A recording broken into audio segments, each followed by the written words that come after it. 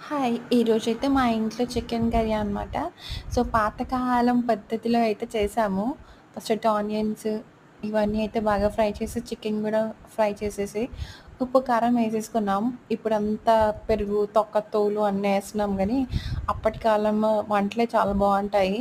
So, మొత్తానికైతే ఏంటి నార్మల్‌గా చికెన్ ఎలా చేస్తారో అలాగైతే చేశామనమాట. అందులో ఉప్పు, కారం అన్నీ, అల్లం వెల్లుల్లి పేస్ట్ అన్నీ కలిపేసేసి మూత పెట్టేసేసుకున్నాం. సో, అలాగైతే చికెన్ అయిపోయింది. ఇప్పుడైతే ఏంటో పెరుగంటున్నారు, తొక్కంటున్నారు. ఇవన్నిటికంటే పాతకాలంలాగా అప్పట్లో ఎలా చేశారో ఆ విధంగా చేసుకుంటేనే మంచిది. ఇప్పుడేసే మసాలాల కంటే ఇంట్లో నూరుకొని వేసుకునే మసాలాలే మంచివి. ఈ పసుపు కూడా ఉప్పు, కారం అవన్నీ కలిపేసేసుకొని ఒక్కసారి మూత పెట్టేసుకోండి. మంచిగా నీళ్ళొచ్చేస్తాయి. ఆ నీళ్ళొచ్చేసినాక ఆ వాటర్‌తోనే మనకి చికెన్ ఉడకాలి. అదే మనం తినాలి. అప్పుడే మంచిది. అంతేగాని మధ్యలో వాటర్ ఏసేసి, ఇదేసేసి గసగసాలని అదని ఇదని అదన్నీ వద్దు.